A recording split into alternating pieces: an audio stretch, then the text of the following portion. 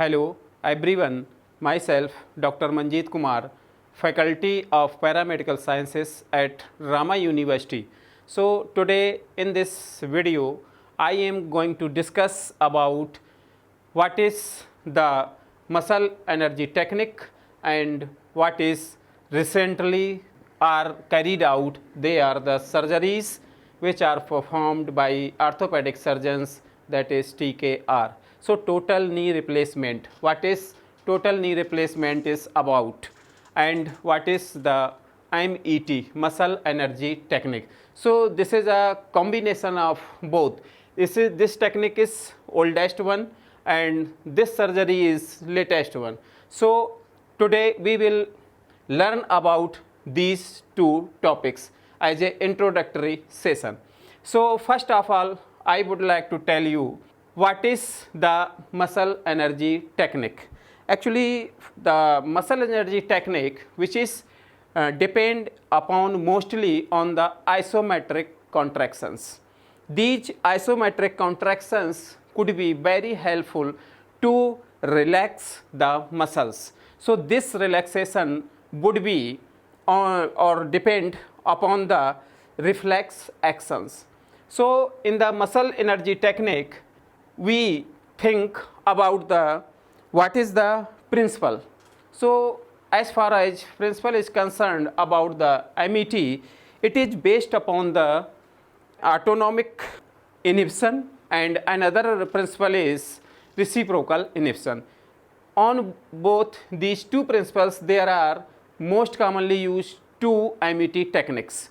So first one is PIR, that is called as post isometric relaxation technique, and another one is that is RI technique, which is also called as reciprocal inhibition technique.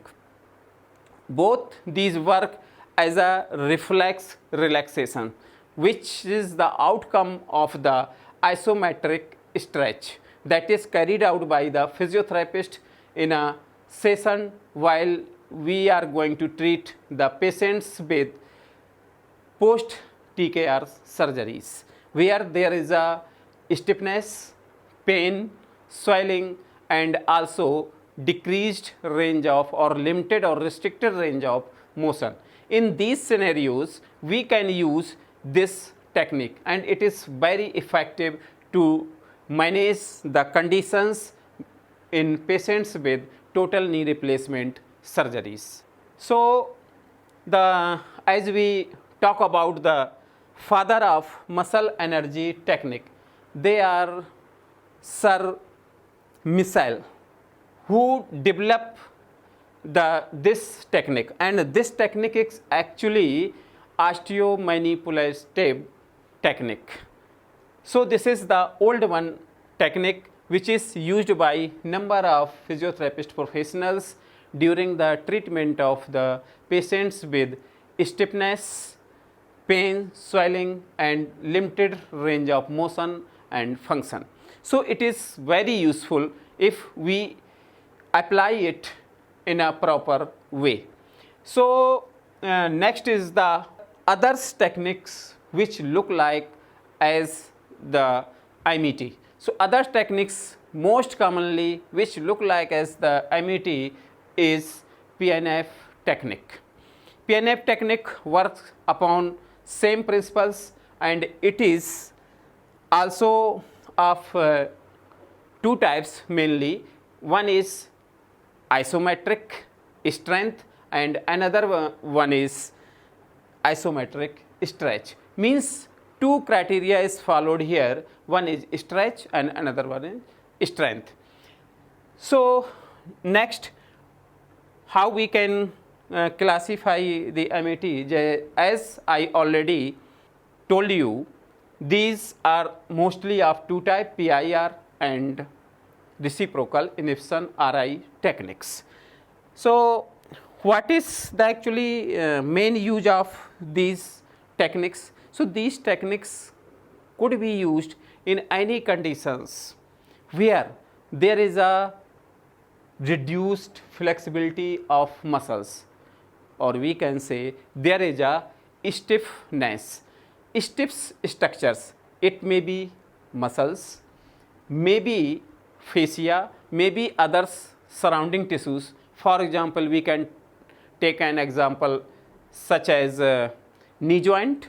So if we consider the knee joint, there may be stiffness of the quadriceps muscles, also may be stiffness of the hams muscles, also there may be other inactive structures which are like fascia or ligaments, capsules. These are the structures which are the inactive structures. These also could be limited in length, means they may be shortened. So these short structures, including active structures like muscles, could be made flexible by the use of the MET technique. So this MET technique is very important to handle with the conditions which are related to musculoskeletal system. In this, if we talk about the total knee replacement surgery, actually this is the very good use of the conditions which is found in the osteoarthritis cases, which are advanced osteoarthritis cases, that is managed by at least total knee replacement surgeries. So grade 4 osteoarthritis could be treated by these surgeries, where there is no other options to manage the conditions.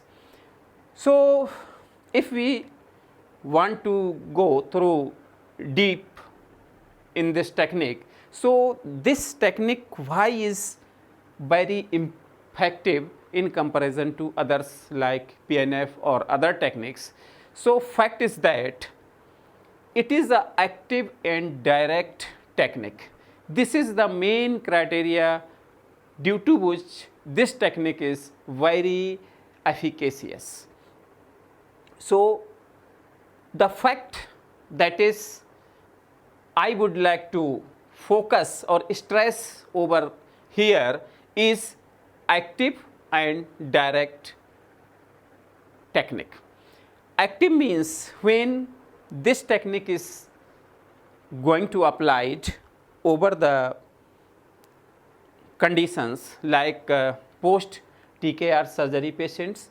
So what happens when we applied this techniques, patient is asked to actively contract his muscles. For example, it may be quadriceps, it may be hams, as per requirement, which is step 1.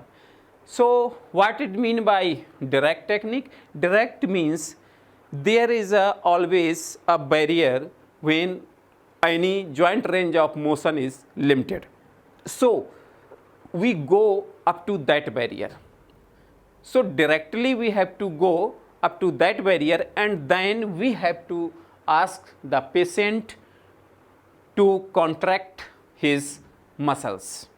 So it is work actually affecting the direct tissue which are very restricted, which constitute a barrier for that range.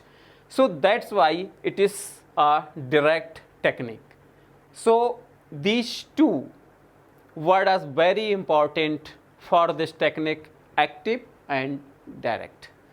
Another third criteria, when this is applied, it is very important to see that when it is going to be effective, so it needs a very careful controlled way to apply this technique. Like when patient is asked to contract your muscles against the physiotherapist counter force very slowly and gradually. So this will develop a maximal strength at some level. And there is also another thing that is most important, which is optimal stress. During this, when muscles is going to be stretched or stressed through the active contractions, there should be applied force by the patient in a minimal, or it should be, actually we can say more appropriately, it should be optimal force.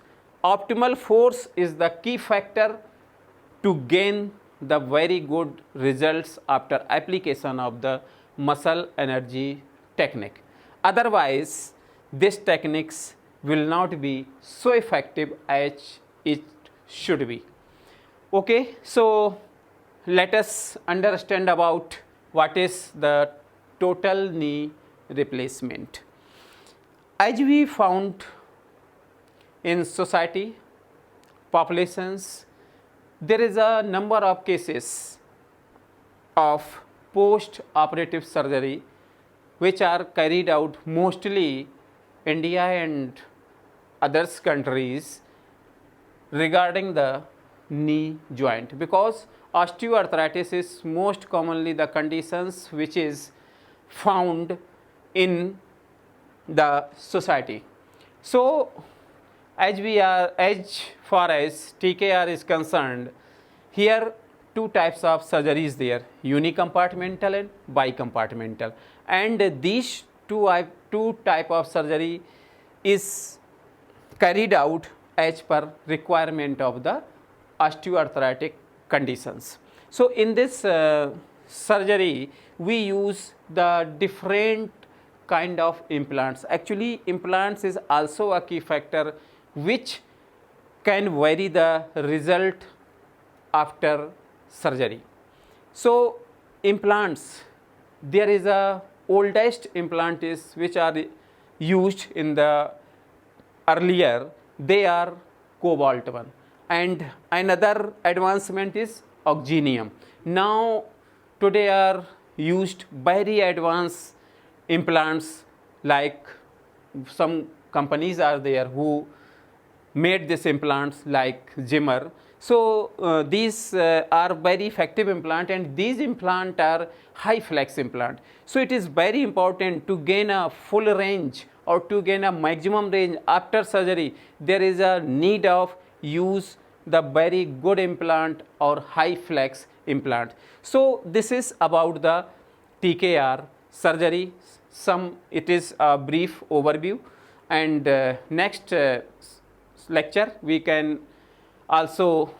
would explain about the details one. So I think, or I hope, you have learned a lot of from about these two. There are MET techniques and total knee replacement. So it is enough for today. Thank you.